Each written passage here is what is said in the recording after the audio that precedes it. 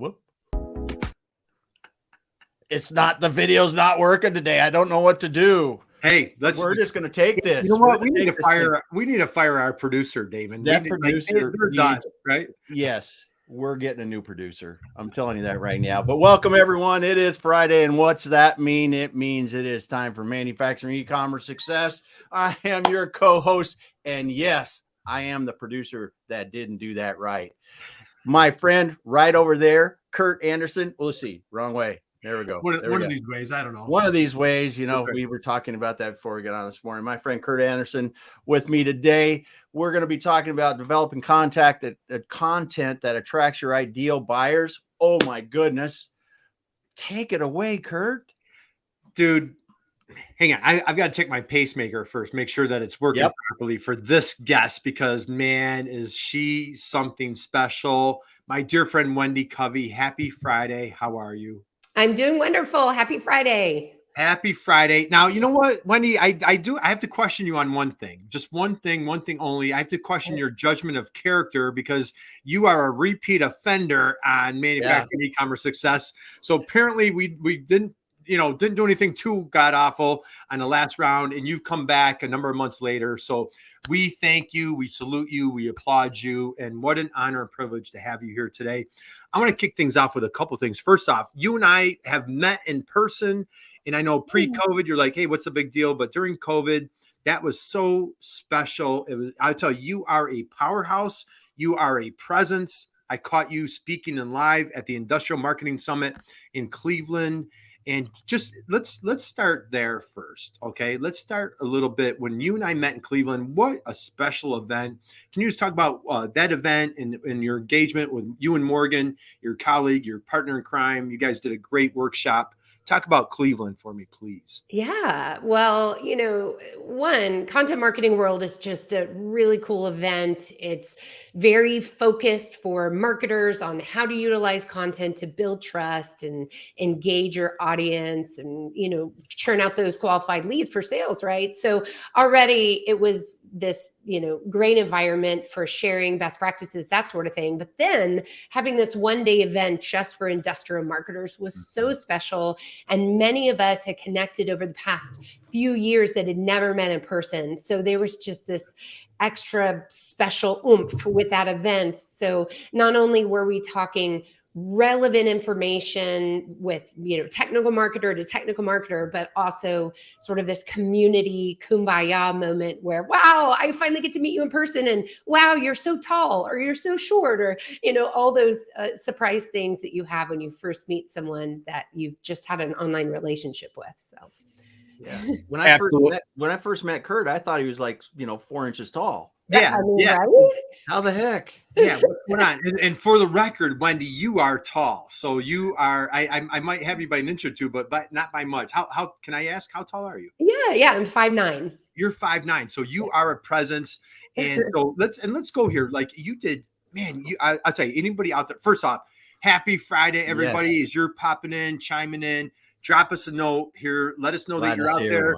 We've got my dear friend Val. We've got Gary in Rochester. Whitney is here down, a fellow Texan. We have a fellow Texan from Sugarland. And so, Wendy, I want to go there for a minute. You did, if you recall, you did a great workshop. Everybody would love to have been there. You're really a captivating speaker. If anybody's out there has a conference, workshop, you need a great speaker on high-level content marketing, which, hey, I'm no dummy. We're bringing you to Purdue University this week, so we're going to talk about that today.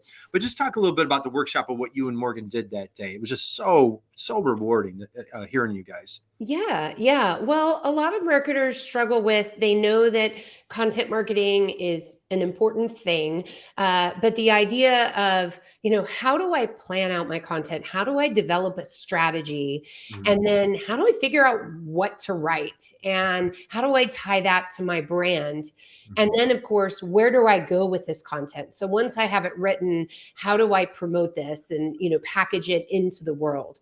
So it was a pretty ambitious presentation, but we touched on all of those things. So from what type of framework and tools people can use to develop their content strategy to what do I do with writer's block and how do I write in a way that's going to be compelling to my target personas, And then we presented some of our research on where technical buyers go to seek information to make purchase decisions. And so people have an informed strategy and they're not guessing, on, which social channel might be the best, or will they open Google ads or not?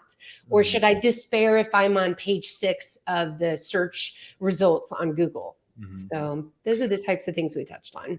Awesome. Okay, so let's dig in here. So we've got some people dropping hellos again, guys. Drop a hello. So I wanted to wait a minute, Damon, before we do this. Now, with Wendy being a repeat offender, Wendy, I don't know if you remember when you were on last. There's a question I ask when we kick off every program. So I want to do a quick little intro. Wendy Covey here, president, co-founder of TREW Marketing, and you are an absolute rock star. Founded the company in 2008, right when the Great Recession started. 15 years later, still going strong. I want to dig into the TREW crew, your team. We just had Morgan Norris here 2 weeks ago. I want to dig into your team. You were just at a great trade show this week. I want to dig into that. But the first question I asked when you were on stage last time was, who was your hero growing up? And I have your answer. Do you remember your answer by any chance? I do remember my answer. Mr. Leonard Smith. Do I have that correct? Yes, that's correct. Smith. My dad. Yeah. So Damon, I just want to refresh this story. So this was just a great story. Dad was a civil engineer. Do I have that correct? And did like a midlife change. And so I asked, who was your hero? You said it was my dad, Leonard Smith. So once again, I want to give a shout out to your dad. And it was just, he became a professor, right? Was it a math professor at Texas A&M? Yeah, of construction science, actually, at Texas A&M. Yeah. All right. So it took like a real midlife career, and it was hysterical because you're like, my other hero, mom, said, no, I don't think so. But dad, so anyway, great story. So you shared with your hero his dad, Leonard. Damon, I've never asked this question. I'm going to put a spin on it. Okay. And I'm not sure how it's going to go. So we're going to see how it goes, Damon. Let's see it. Wendy, who are you a hero to?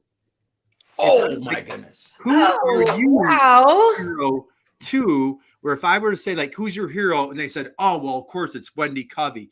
Family, friends, colleagues, coworkers, employees, like who do you, and we're speaking here in humility. It's not, this isn't about ego. I was going to say, I don't know if I'm comfortable answering this. Who do you, let me spin it. Who do you feel that you, and I know you do, you do a great job with the equestrian,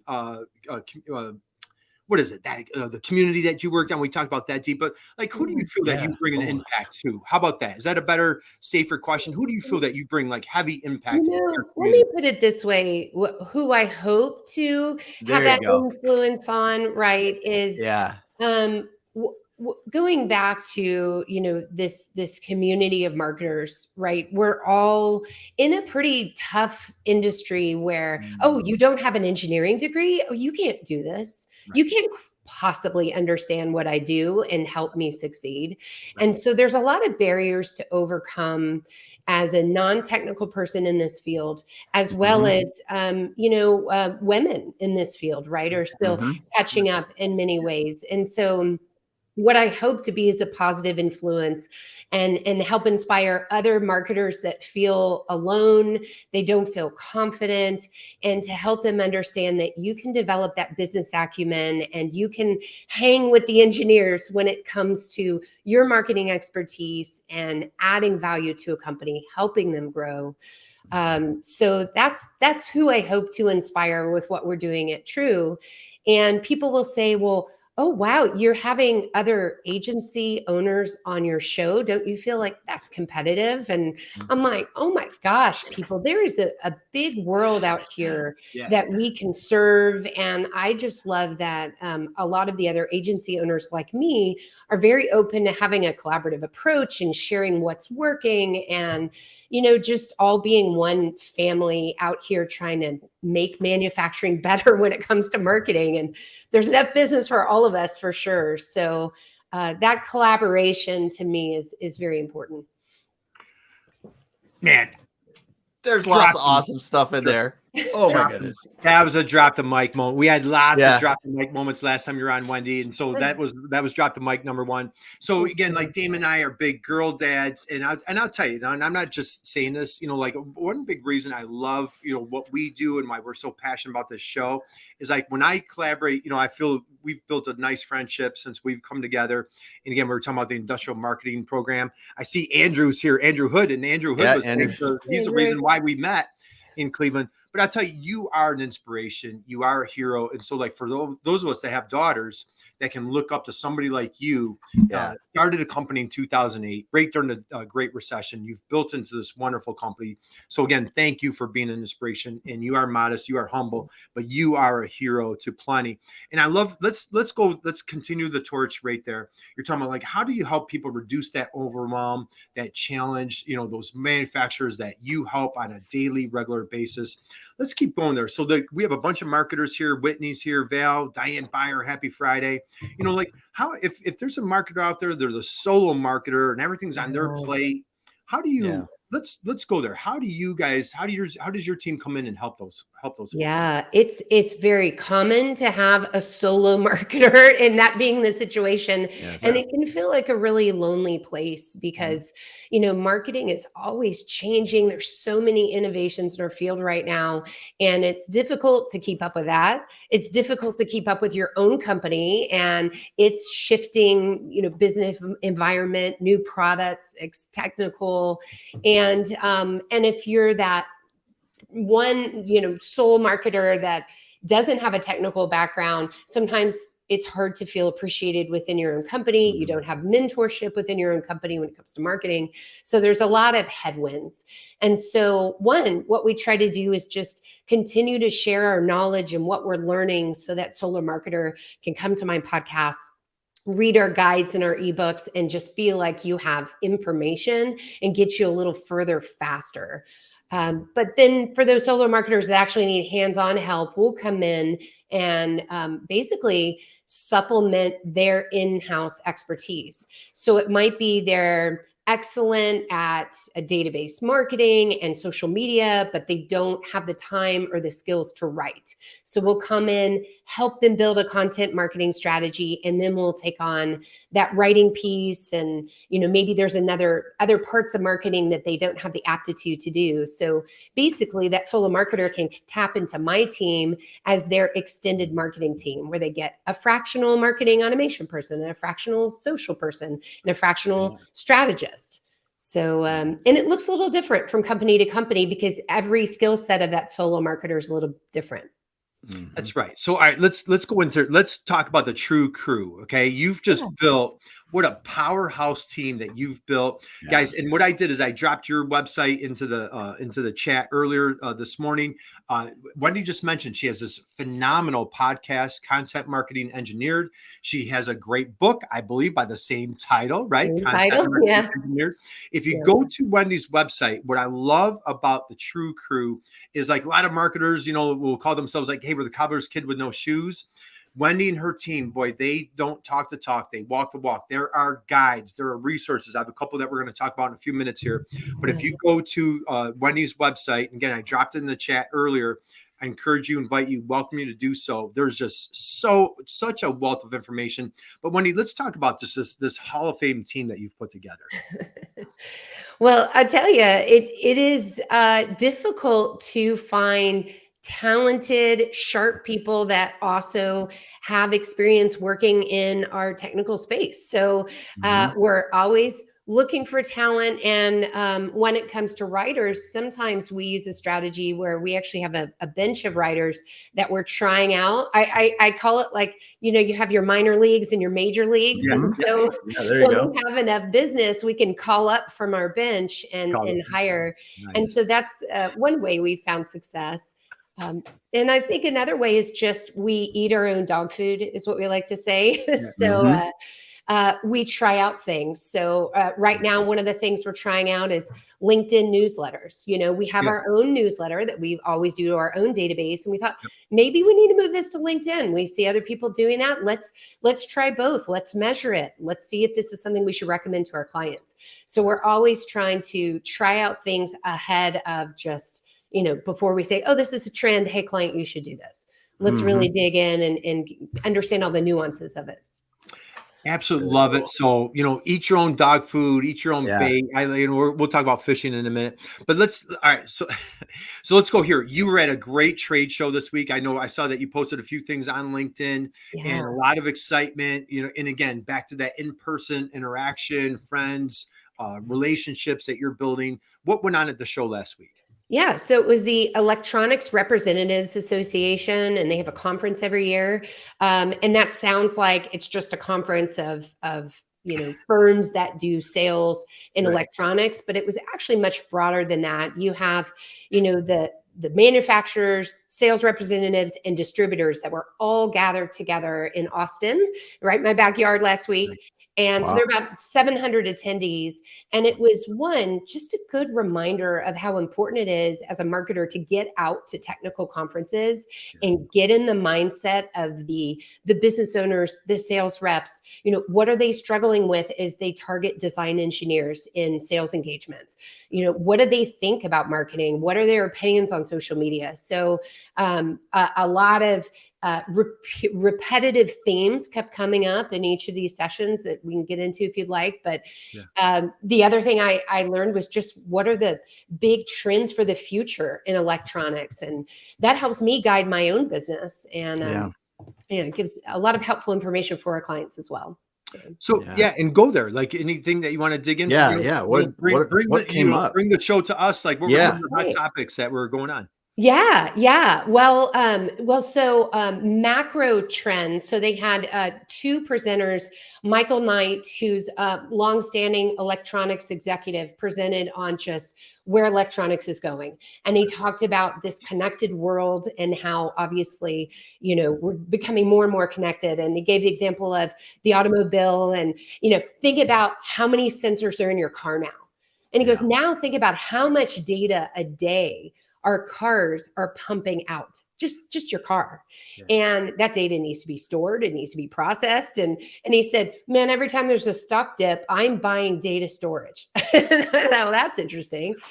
He talked about robotics and automation and how, we don't have enough workers to do jobs. And so it's inevitable that we're going to see more automation and more robots in places that you don't expect today. And so he gave some examples like, the waiter that would bring you your dish at dinner is a robot in more and more cases. Or instead of a worker out in the field plucking those strawberries, that's going to be a robot. So we talked about that. 3D printing came up. Robotics assisted surgery, which is obviously a reality today. It just went on and on. Oh, energy storage. So think, we have solar capabilities, but storing that energy has been a problem. So how can we store that energy better out in the field and then distribute that energy? So it was all over the place. But the point is, the future of the electronics industry is very exciting. There's a lot of demand. We're getting over the supply chain issues now and getting to a better place there. So it was just cool, and he shared growth numbers, and I don't remember them all at this point, but that is very interesting. Yeah. So that is fascinating. And so he did at that show mention that there are positive signs on supply chain. Yes, absolutely. Things are loosening up, looking way, way better. Yep. What's the date here? Let's check March 9th, 2023, maybe, and we're starting to see I've been starting to see some plugs like, the labor shortage is starting maybe to, get a little bit settled and maybe supply chain. So maybe we're starting to get on the other side of this. Yes. So some really positive things. Wendy, the fascinating thing is like, as a journalist or, marketer per se, it could be like, a couple 100 years ago, 100 years ago, we could go back in time where a lot of those practices are still the same. It still comes down to consumer behavior, right? However, any takeaways that you want to share when you hear automation, 3D printing, robots feeding us our dessert or plucking the strawberries? as a marketer, what were I positive your wheels were turning? What were some of the things Oh, that you were thinking? absolutely. Well, and he sorted it into like the underlying technologies and then how those technologies are applied. And so I'm not really doing his speech justice, but it reminded me of a lot of companies and those listening, maybe a part of that, where say you're at a semiconductor chip company and you have a lot of different applications that you can serve, right? So there's this need for this horizontal marketing of, we have this chip and here are the specs and here, all the information about that product itself. But then you have to layer onto that this vertical marketing to inspire and say, look at all the different things you can do with this chip. So with this functionality, you can solve X, Y, and Z. And so as a marketer, I'm always looking for, okay, we probably need that product launch, that horizontal campaign, but then separately, let's layer on those verticals. Okay, which verticals are most important to our business in 2023? Where are we, putting our bets on as far as company growth? And those are the things we need to dig into as we start to develop campaigns for marketing. Absolutely love that. I'm just taking some notes now. Yeah. Before we went live, I don't know if we're ready to go here. AI is a huge buzz right now. And so again, if you're just joining us, I want to give a huge shout out. Everybody's dropped a note in the chat box. Thank you. Thank you for taking the time to join us today, man. And if you are familiar with Wendy is an absolute powerhouse. Looks like somebody dropped a note that she was somebody was at your breakout. That was great. Yeah, it was Zach Nelson. Zach, right? Zach. Zach. Hey, Zach, happy Friday. And guys, if you haven't caught Wendy live, she is just a dynamo. As a matter of fact, I have the honor of being on stage with her this coming Thursday at the Purdue University MEP Manufacturing Extension Partnership. I dropped that link in the chat. We'll talk about that further. But let's dig into the AI conversation. I think Morgan, your partner in crime, your employee, right? She was on our show a couple weeks ago. Nicole Donnelly was replacing me that day, and they had a really fun conversation about AI and Chat GPT. We're the TREW crew. Where are you guys at with this whole transformation going on? Yeah, we're getting a ton of questions about it. And I would say that ChatGPT came up in about 40% of the sessions we attended last week. So everyone's curious. Everyone is, having it create a song or poem or, experimenting, right? Typing their own names in to see what happens. So we think all that curiosity is great. But where we stand on it is that it's an excellent brainstorming tool. It's an excellent way to overcome that blank page syndrome, right? Those are some great ways to use it. So it can get you further faster. It can get you unlocked. So for sure, that stuff is great. Where we're seeing some companies struggle, and I'll just hit a couple of high points, is one, for deeply technical subjects, there may not be a lot of information published.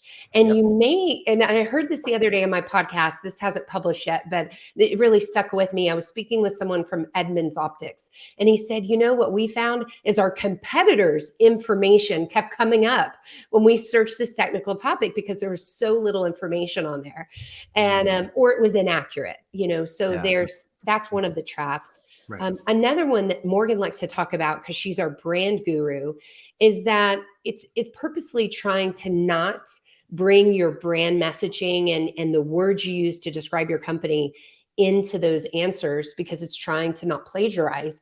But you need your brand voice, right? You need it to sound like you, and you need to repeat those important words and phrases. So there's just a lot of hands-on work that needs to happen with generative AI. I think it'll get better. I think these tools like Jasper and Writer are much better than ChatGPT if you're looking to, have a writing buddy to assist you. And so we see a bright future for it. But I think for now, use it with caution, use it with your thinking cap on, and which I think marketers are doing. What I didn't like that I heard in that conference last week is, it can write your whole website, it can write your LinkedIn for you.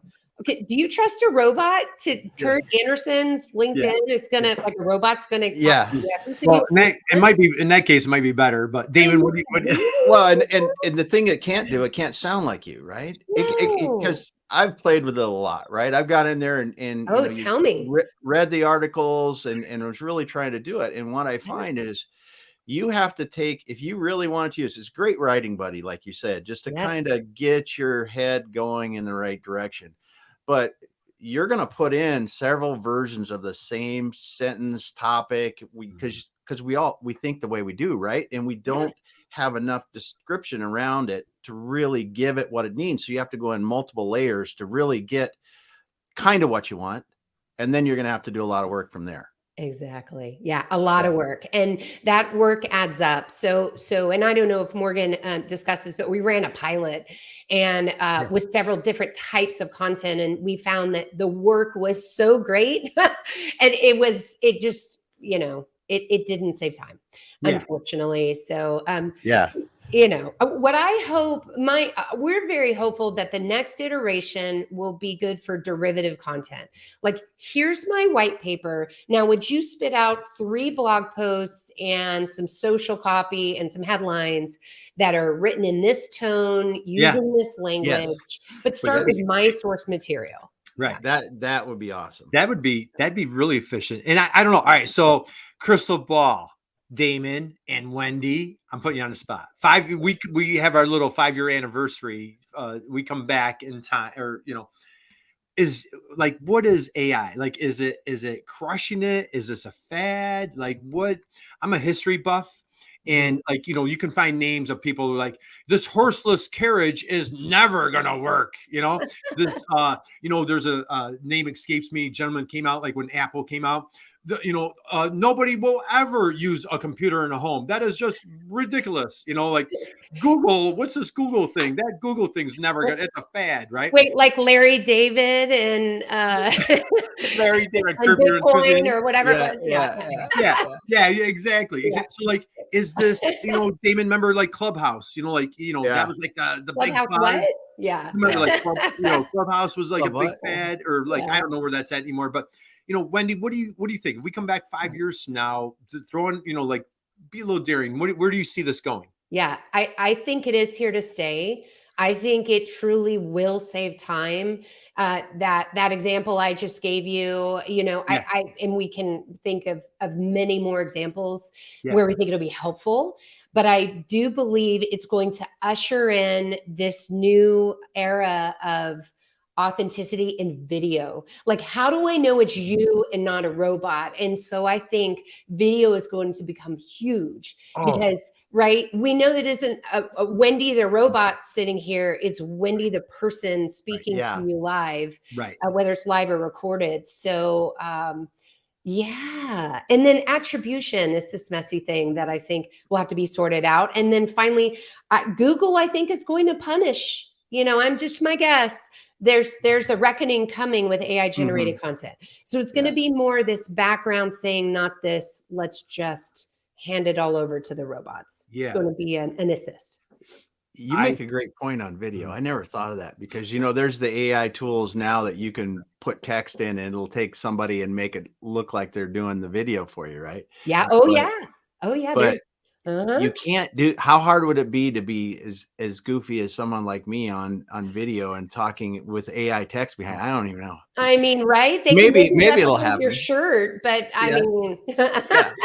So you know what? So let's go there, Wendy. I couldn't agree with you more. So like the folks at YouTube or I don't know, TikTok, like all the video providers are like just loving this because like for true authenticity, Damon, you have your Faces of Business that you do twice a week. Wendy, you have a great podcast. We do this show here. So like that authenticity cannot be replaced. Okay. So like, again, like I'm not going to predict because I don't know where this, I don't know if it's going to blow up or if it's going to blow up in, this way or this way. Right. Yeah. So Wendy, let's talk about, let's go into video. How important video is, what you're doing for your clients, what you're doing at TREW. You have a great podcast.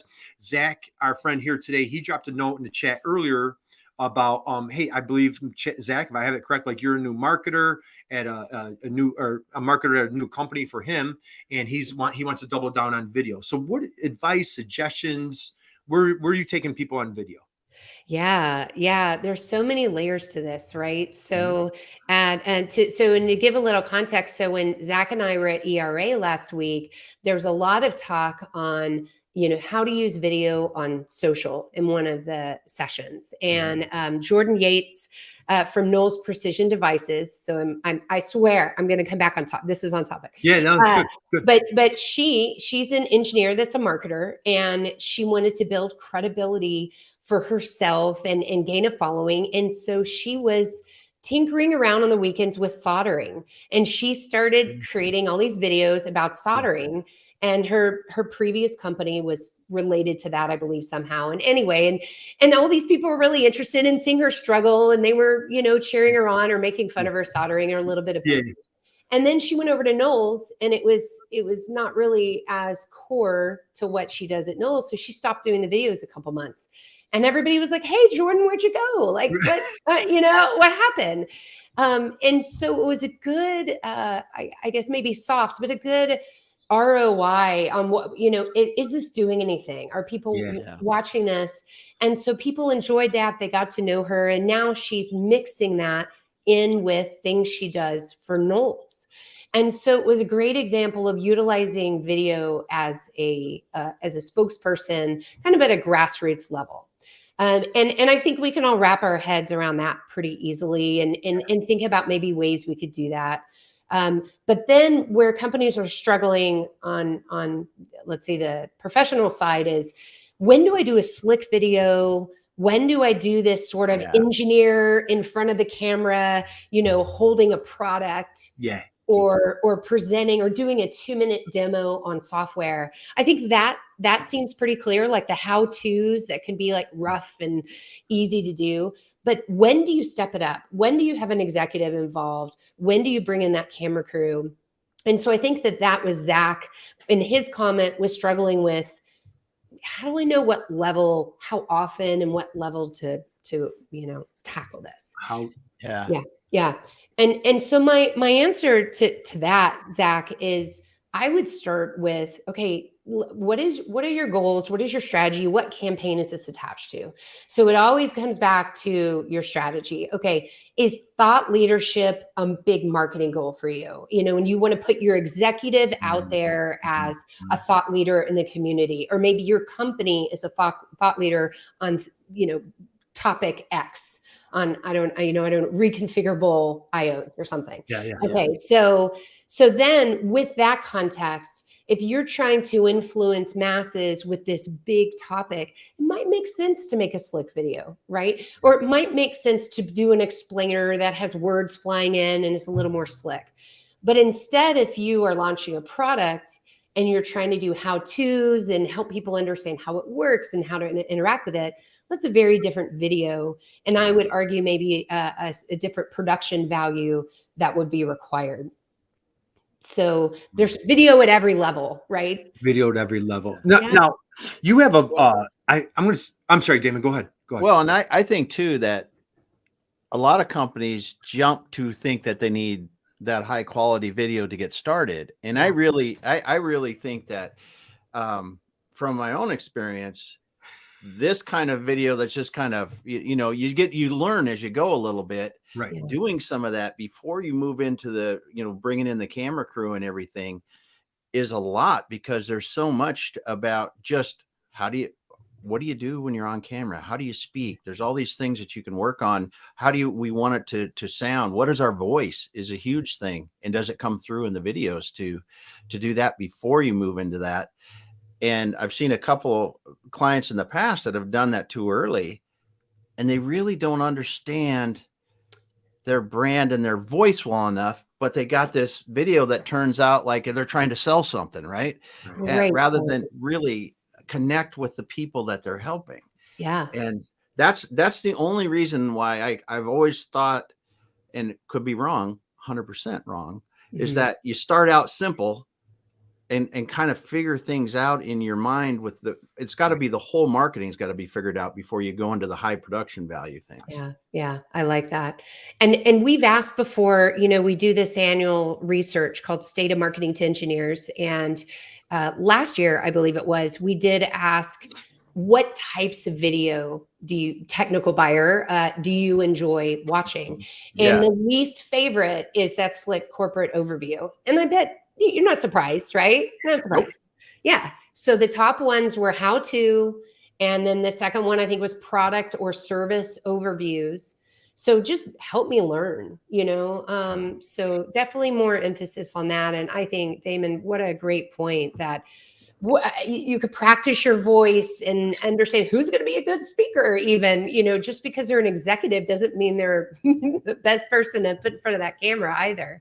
All right. So guys, so we're past the top of the hour. If you just joined us again, I see Ingor joined. The chat box is going great. I saw Whitney said that she knows Jordan Yates, and so that was cool. She met her at a Women in Manufacturing conference or get together. In Texas, Whitney says slick videos are the least favorite. That's fire. Another mic drop there.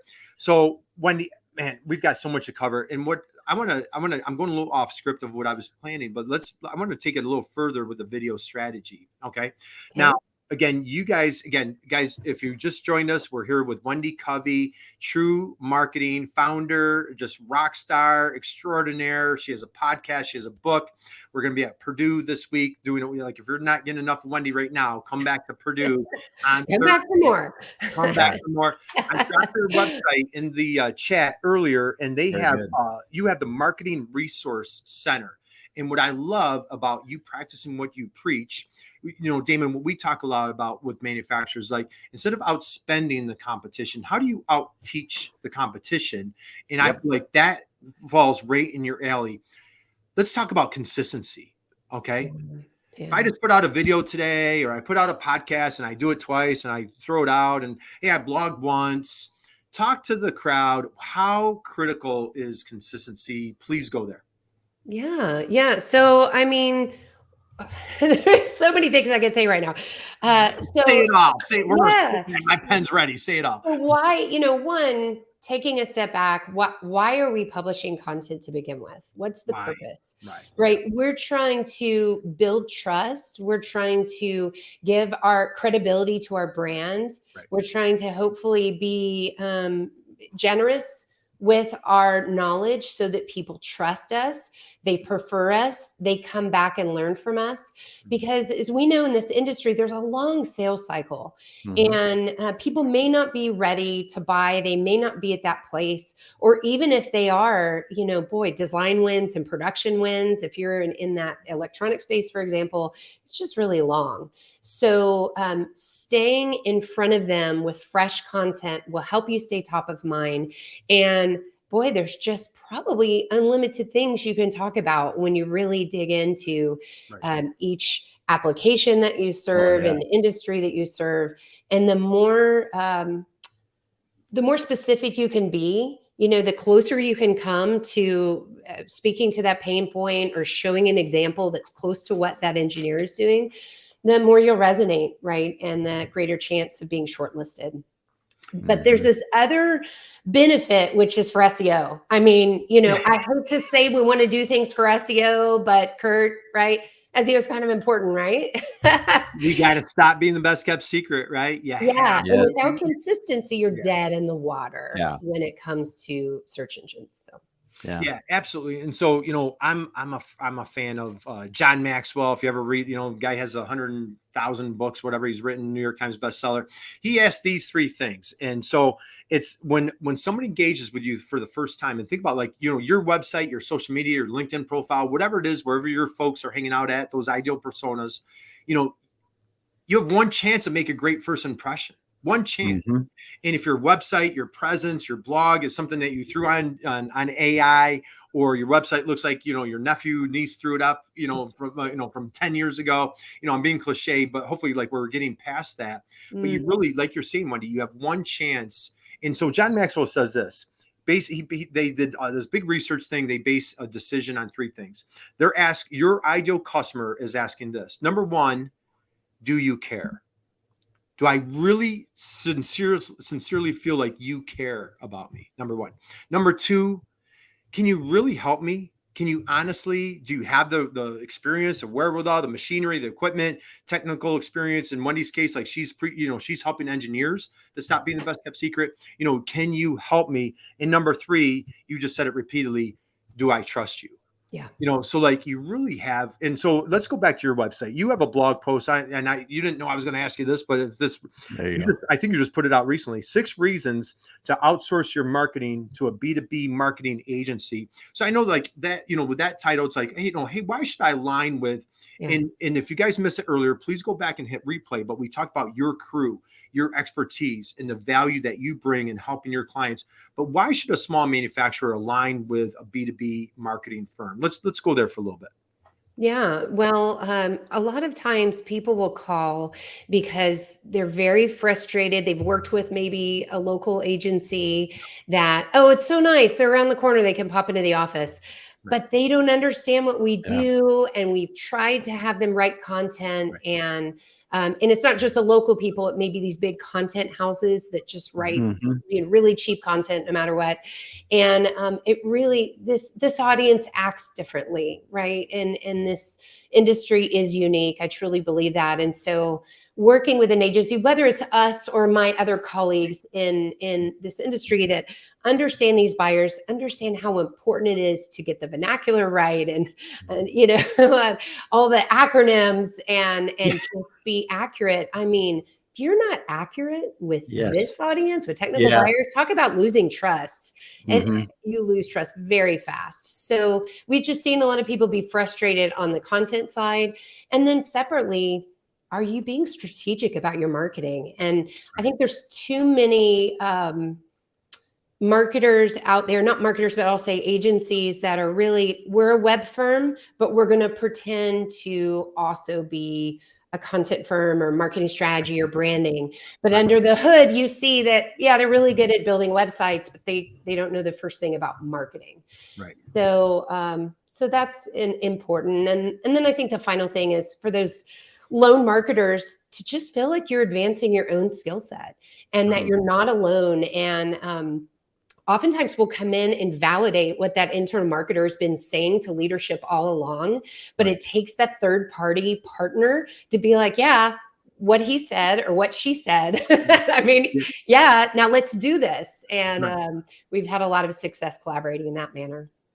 Well, I love that. And as I mentioned earlier about like, how do you out teach the competition? Guys, go to TREW Marketing. You're going to see courses. You're going to see all sorts of guides. Wendy has tons of podcasts where she's interviewing other high level subject matter experts. And like you even said, like you're interviewing competitors, like there's, plenty to go around, but just like, you're just relentlessly delivering value for that manufacturer who is like, you know what, we encounter a lot of, say, manufacturers that are a little bit resistant. But so for the manufacturers, like, hey, Wendy, I'm all in. Like, we'd like to do webinars. We'd like to create these guides. Mm-hmm. We're just not sure where to start. Could you kind of help us get off how do we get off the runway? Let's go there. Like, how do you help those folks be those educators?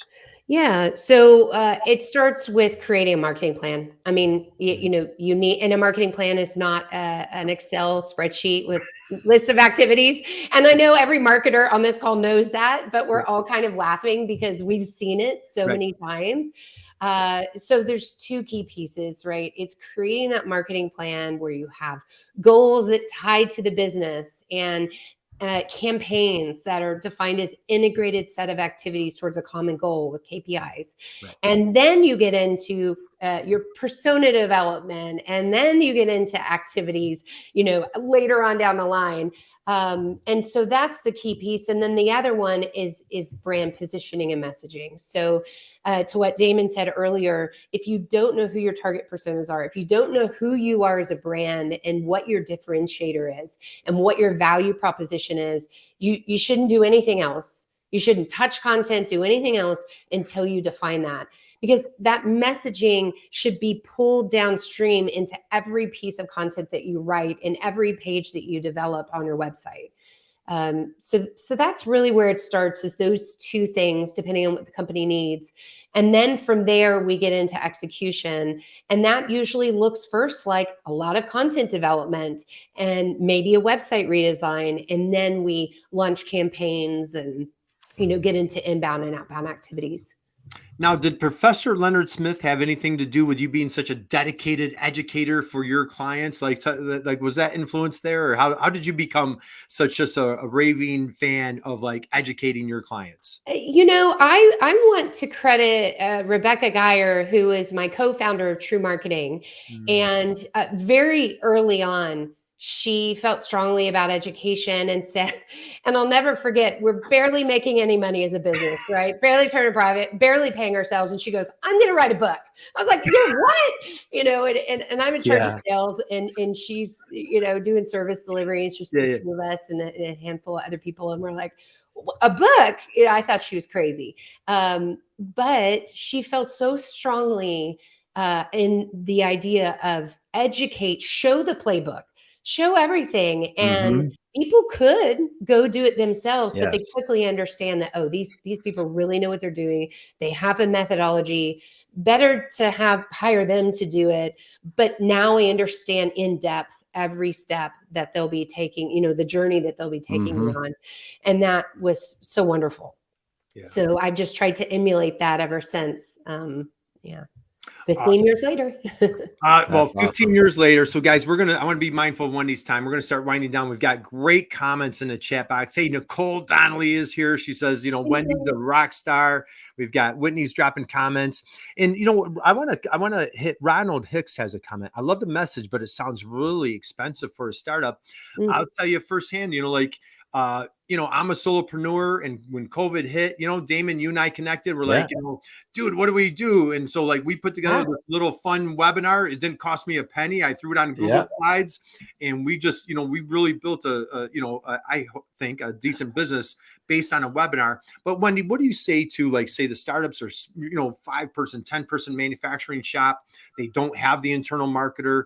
Any advice or suggestions on we're not trying to eat the whale. Maybe we'll talk about fishing before we let you go. But how do you talk to that individual marketer there that startup? Yeah, no, it is an investment and it is not a short-term thing to do marketing right. I mean, there's no Yeah. two ways about it. So one, I like to always get company executives first in the mindset of think of this as another salesperson. If your website could serve and your content on your website can serve as Mhm. another salesperson, Mhm. what is that worth to you? How much Mhm. is that next sales hire going to cost? Yep. And consider that next sales hire is really your website and the content on it. The second piece of advice is if it feels overwhelming and you need to start small, I would pick one campaign. So pick one persona or one vertical area and just do that one really well. Create your content, launch it, follow that playbook, grab my book, Content Marketing Engineer, it walks you through how to do it. Use that, do a DIY approach, start to see results, measure things, and then maybe you'll be ready for that next level investment. Absolutely. How about, hey, Damon, how about this? Yeah. Yeah. Our dear friend Val has a signed copy of Rebecca's book. And so all sorts of great comments.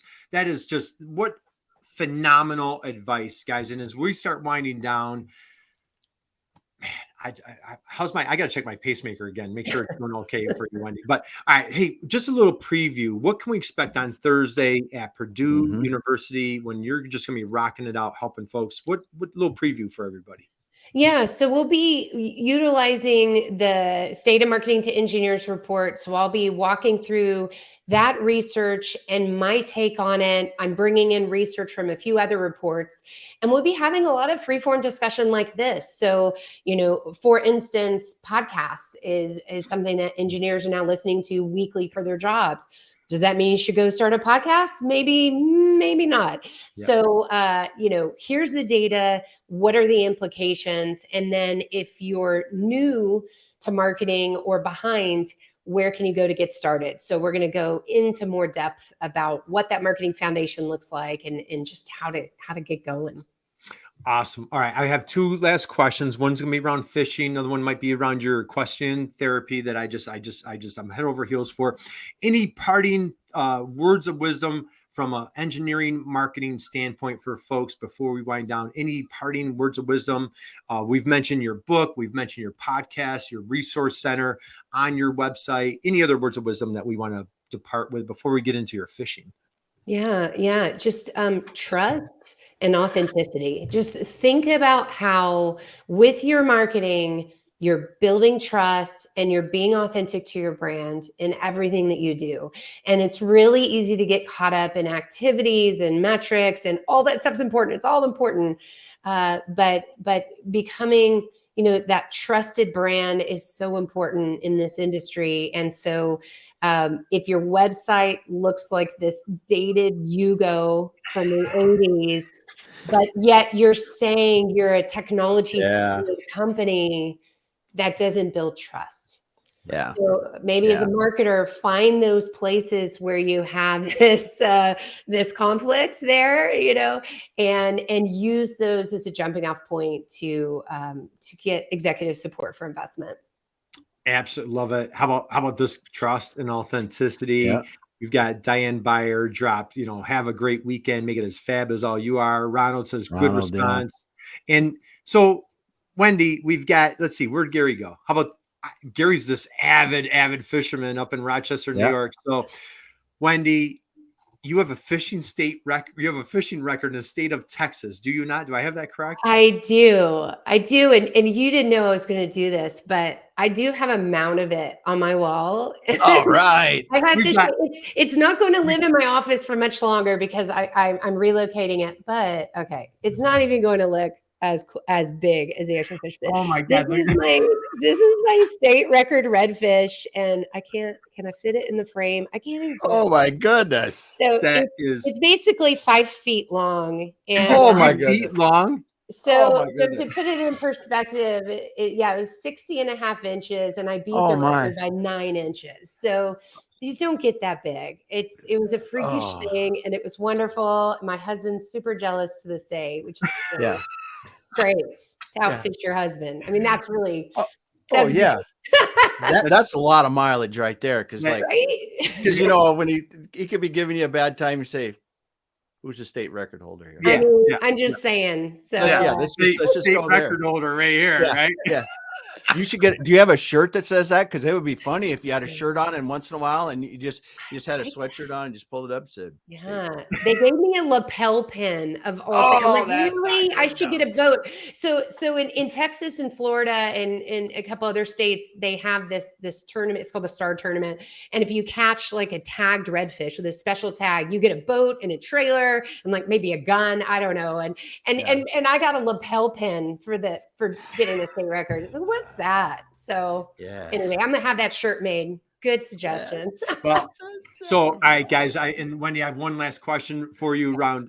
So first off, if you guys are sneaking off for your next call, first off, thank you for joining us today. And Wendy, before we let it, guys, you got to hang out for this one. This is the equestrian therapy that you're a part of. There's a movie that's coming out today. It's a Woody Harrelson movie. It's called Champions. And so a buddy of mine is affiliated with a nonprofit, and he's working with like some Buffalo Bills football players. And they did like this big showing last night, and they brought in just a ton of kids with adults with special needs. Cool. And they were zooming in these Buffalo Bills players they're called the playmakers. And so these Buffalo Bills are zooming in, talking to these young folks with challenges and like telling them how they're rooting them on and how important they are. And then they did a special screening of this Woody Harrelson movie, and it's about Woody Harrelson, these Special Olympics. It's a great movie for basketball. And as I was preparing for today, I was thinking of you with that movie. The movie, it was like a little inappropriate with the movie. But anyway, but it's fun Woody Harrelson after all. Woody Harrelson, it's like the Farley brothers. I think they did like something about Mary. But anyway, it was a fun movie. And it was about special needs, and it was just such a wonderful, heartfelt, and just listen to these Buffalo Bills football players like rooting on these young people. It was just such a great experience. Now you do something. I can't watch a video without getting choked up. Can you talk about the equestrian therapy group that you're part of and what's going on in Austin? And I just hats off to you that you're part of this group. Sure. Well, I feel like I'm such a minor part of it because I'm not hands-on like the experts are, but it's an equine therapy for kids with autism, physical disabilities, and they get out there and they interact with the horses, and these wonderful physical therapists have different things that they do on the horse that speaks to their needs, right? So if someone has emotional issues, it might be just brushing that horse, or if they have mobility issues, it might be sitting on the horse and doing a ring toss, where you're moving your torso and working on core strength. So there's just a million ways they use these horses in therapy, and who knew? And so it just so happens that a close friend of mine is the director of this organization, and we were so moved when we got involved. So we just volunteered. Like, we're like in the concession stand. We're helping to raise money. We're getting donations for their silent auctions. I mean, really things like that. But we're just in awe of what they do. So if you guys want to check it out, it's RED, so Red Arena. .org is the organization, and truly special. I think they serve 180 children and veterans this year. So wow, yeah, it is such a powerful. Like, I can't even talk about it. Like, you the video you're talking about how, like, it's totally these these young people that are just really born with like just special challenges that many of us things that we take for granted on a daily basis. And this horse therapy is changing these children's lives. And Wendy, God bless you. I'm grateful that you've been that I came into your world to even know that something like that exists, because I was not familiar with it. So, okay, we're going to wind down. Guys, how about if you've been sitting down listening to Wendy's brilliance for the past 50 whatever minutes it's been, if you want to stand up and stretch, how about give Wendy a big standing? There we go. There we go. For sharing her brilliance, her passion, her expertise. Wendy, I cherish your friendship. I look up to you. I admire you. So cool. And I am so thrilled. Again, guys, Wendy is at the Purdue University MEP Manufacturing Extension Partnership this Thursday. I dropped a link in the chat box. I've been emailing it out. Purdue's been promoting it. So, boy, if you didn't get enough of Wendy today, take a deep dive, because we're really going to get underneath the hood. Wendy, parting thoughts? No, this has been great. I enjoyed being a second timer. So thank you for having me on. She's a repeat offender. And hey, even Gail joined us today. Gail, thank you for joining us. Happy Friday. So, guys, I'm going to say this. Thank you. Thank you for joining us. We appreciate all you do. Many of you are in manufacturing. Guys, you are the heroes of our economy. We appreciate you. We salute you. And man, just like Wendy today, go out and just be someone's inspiration, man. Just do some good, be inspiring, make great products, hug your manufacturer. Damon, take it away, brother.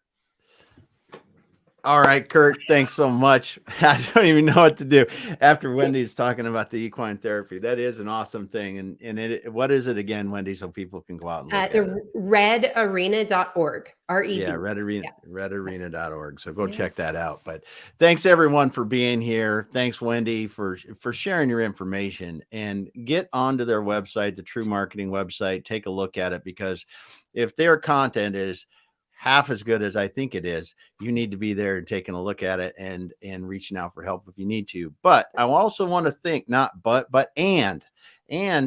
I'm getting better at that. And I want to thank everyone for being here today. I mean, look at this chat. Look at this chat. It's on fire. It's on fire. We got Whitney and Val and Inger and Sadiq and Zach, and I was trying to get over here and look at, so if you don't show up in our chat, you can see I'm looking over here trying to get it on LinkedIn too. But we appreciate you stopping by every week and sharing your thoughts with us and how things are going, and really appreciate you. We'll be back again next week. We got a special guest on Monday. Wendy, my goodness. We have she just retired. She's the director of the entire MEP network. Carol Thomas is going to be our guest on Monday, Damon. So Carol Thomas is here on Monday. We have a great guest coming up on St. Patrick's Day next week. So guys, have a great weekend. God bless. Wendy, hang out with us for 1 second. And just keep crushing it, everybody. Thank you so much. Have a great day. We'll be back again.